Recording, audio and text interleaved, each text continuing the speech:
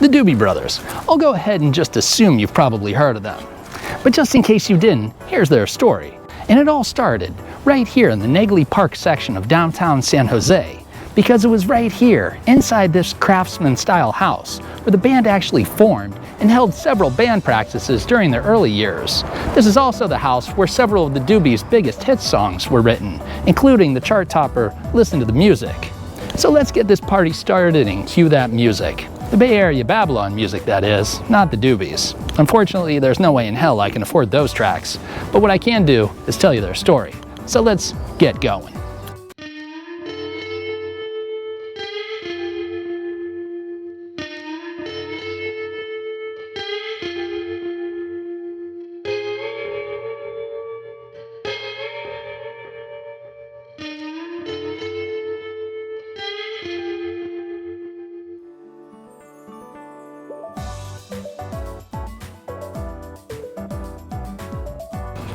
Now, we all know the Doobie Brothers as being a giant among giants in the world of classic rock.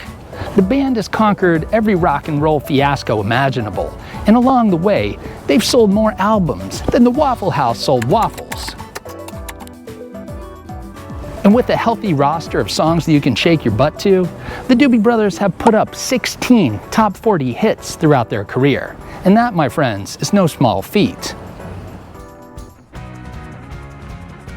So it comes as no surprise that on November 7th, 2020, the Rock and Roll Hall of Fame in Cleveland, Ohio, opened its doors to the Doobie Brothers. But that's not all. The band even got keys to the city, because why the hell not? These guys are best-selling musicians, for God's sakes. Since the early 70s, the Doobie Brothers have been maestros of the classic rock world, venturing into uncharted musical territories, and of course, accidentally stumbling face-first into a new genre of music, appropriately dubbed yacht rock. But long before keys of any city were handed over to the Doobie Brothers, the band got their start right here in the Bay Area, playing the biker bars, back alley clubs, and of course, the infamous Chateau Liberté up in the Santa Cruz Mountains. By the time the early 70s rolled in, the counterculture movement had pretty much already hit its peak. And that's when a young drummer named Skip Spence left the San Francisco bands he'd been playing in, specifically the Jefferson Airplane and Moby Grape. And well, Skip ventured back down the peninsula to his former hometown, right here in San Jose. And that's when Skip Spence met another young drummer named John Hartman. Spence was so impressed by Hartman, he invited him to join Moby Grape's band on their reunion tour. But unfortunately, things quickly fell apart. The reunion shows never happened. But not everything went to shit. That's because Skip Spence, well, he still had a lot of connections around the Bay Area. He introduced Hartman to this kick-ass guitarist, singer-songwriter guy by the name of Tom Johnston, and the two quickly fell into step with one another and formed themselves a new band that they called Pud. Now, I'm not too sure what that name would look like up on the marquee, but whatever. The bottom line is, Pud didn't last very long. Thank God for that. And it wasn't much long after that when the duo crossed paths with two other musicians, Dave Shogren and Patrick Simmons, who at that time was attending San Jose State University in an attempt to avoid the draft, getting sent to Vietnam. But Tom Johnston knew true musicians when he saw them, so he recruited Simmons and Shogren to join up with his little band. And as a result, the original Doobie Brothers band was formed. You see, the band wasn't going by that name at the time. They were still in the process of figuring out what they wanted their band to be called. Only no one could decide on one that fit really well. That is until the next door neighbor here stopped by one afternoon and was like, hey, since you guys are always smoking so much pot, you should just go ahead and call yourselves the Doobie Brothers. Now, as the story goes, no one in the band was too wild about the name the Doobie Brothers, and they all agreed to change it after playing their first few shows. But they never really got around to finding a better one, so the name the Doobie Brothers, well, that pretty much stuck. As they cruised through their early band days, the Doobie Brothers found themselves regularly playing at this biker bar high up in the Santa Cruz Mountains, at the infamous Chateau Liberté. Now, the Chateau Liberté will have its own episode here on Bay Area Babylon in the future, but for now, you just need to know that this was a mountain, rustic, old nightclub that doubled as this like hippie commune, and it sat on a huge 70-acre plot of land. But along with the hippies, The freewheeling venue was also frequented by both the Gypsy Jokers and the Hells Angels motorcycle clubs. The Old Mountain venue was renowned for its vibrant music scene, hosting acts that included the Jerry Garcia Band, the Tubes, Quicksilver Messenger Service, Moby Grape, Hot Tuna, Kingfish, Tower of Power, and many more. It's also rumored that even Janis Joplin herself once performed there, but that's still yet to be confirmed. But the one thing that is confirmed was that the Doobie Brothers played the Chateau Liberté on the regular. So much so that when their first album dropped, the album cover photo was taken right outside the Chateau Liberté in the front entrance.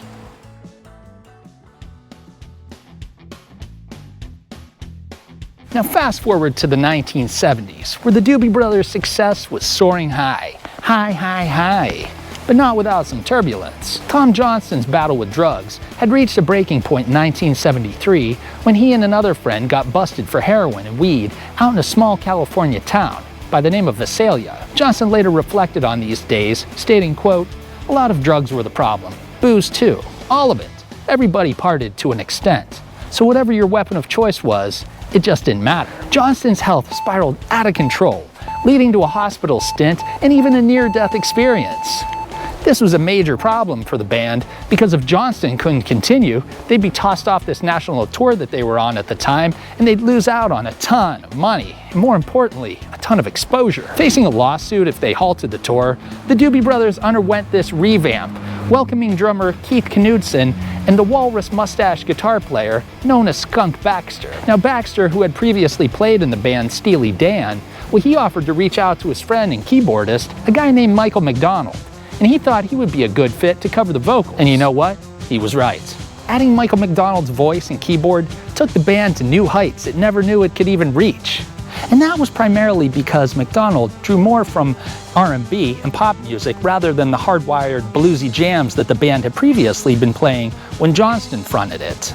But McDonald, well, he was no saint either, having a turbulent past of his own.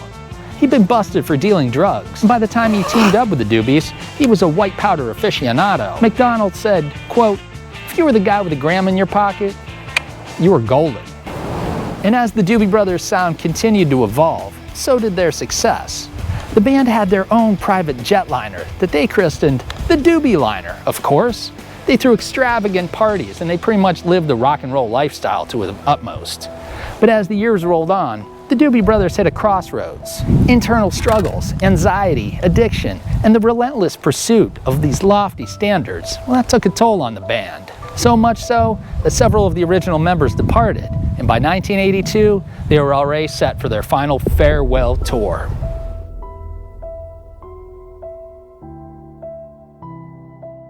Now, aside from playing a few benefit concerts over at the Stanford Memorial Hospital in Palo Alto, the Doobie Brothers didn't tour for the next 5 years. But during that time, band members recorded their own solo albums. They went out on tour with other acts and pretty much lived the high life, many of them residing right here in the Bay Area.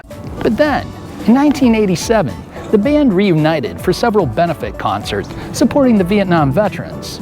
The band got their feet back under them and quickly fell back into their old funky rhythms and stylings that they figured, hey, let's kick things off again and start touring. And that's exactly what the band did. Now, variations of the band fluctuated throughout the 90s and into the new millennium, seeing new players step up onto the stage while some of the original members stepped down from the limelight. But still, the Doobie Brothers band kept on touring and making albums. I had read about this in the paper a couple weeks ago. So several years ago, there was a petition to make this a landmark, and this is so awesome because there it is, the plaque. The Doobie Brothers House, built in 1907. Wesley Warren Hastings was the architect. San Jose City Landmark 225, resolution number 80194. So happy to see that. That was so cool. Now, the Doobie Brothers celebrated their 50th anniversary in 2021 by not only being inducted into the Rock and Roll Hall of Fame, but also taking on a residency in a Las Vegas resort. Sadly, the run was cut short after one of the band members fell ill and couldn't continue. But not to worry, folks, because the Doobies are going back right out there, right up on stage where they belong. Because in June of 2024, they will once again go on national tour, doing what they do best. The Doobie Brothers rock and roll journey is no doubt a roller coaster of hilarity, heartbreak, and timeless tunes. And as the curtains fall on this chapter of Bay Area Babylon, it's important to remember that this house right here, on a quiet little street in San Jose, is where it all began for 4 young musicians and their dream of making it to the big time. Please do remember to hit that like and subscribe button. We'll see you next time, right here on Bay Area Babylon. Alright folks, so you know this episode of Bay Area Babylon just barely scratched the surface of the wild ride with the Doobie Brothers.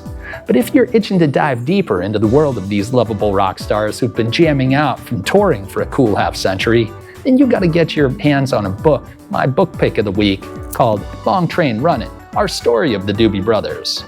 Now Long Train Running isn't some snooze-fest memoir. It's a captivating journey through the highs and the lows of one of America's most long-standing iconic bands. And you see, the cool thing is, the book was written by 2 of the original band members themselves, so you get a personal, in-depth look inside the inner workings of the band. From their humble beginnings in the music scene of the 1970s Bay Area to their meteoric rise to stardom, the Doobie Brothers' story is one of resilience, camaraderie, and the enduring power of good music. But that's not all, because this book blends hilarious stories of the band's encounters with both celebrities and fans, as well as behind-the-scenes insights and personal reflections as band members Tom Johnston and Pat Simmons, along with author Chris Epting, they paint a vivid portrait of their roller coaster ride through stardom. And because of this, readers are taken on a thrilling ride through the band's early struggles, their breakthrough moments, and the creative process behind some of their most iconic hits. From the infectious grooves of Listen to the Music to the soulful ballad of Blackwater, each song is explored in detail, offering a rare glimpse into the inspiration and the craftsmanship that went into creating these timeless tunes. But Long Train Runnin' is more than a celebration of the band's musical achievements. It's about the bonds that kept these guys together through the thick and the thin of it all, through addiction, turmoil, and everything else that the rock and roll lifestyle threw at them. So whether you're a lifelong fan or just discover their music by watching this video, this book is your backstage pass into the unforgettable journey of a band that's been rocking the world for 5 decades and counting. And if your local public library doesn't carry this title, or any title that you might want to get your hands on, then talk to the librarian about placing an interlibrary loan and getting the book from another library system. Until next time, my friends, keep being the hero of your own story, and by all means, keep that crazy beat inside your head going, because you just never, ever know where the next big hit might be coming from. Who knows? It just might be from here, this Bay Area Babylon.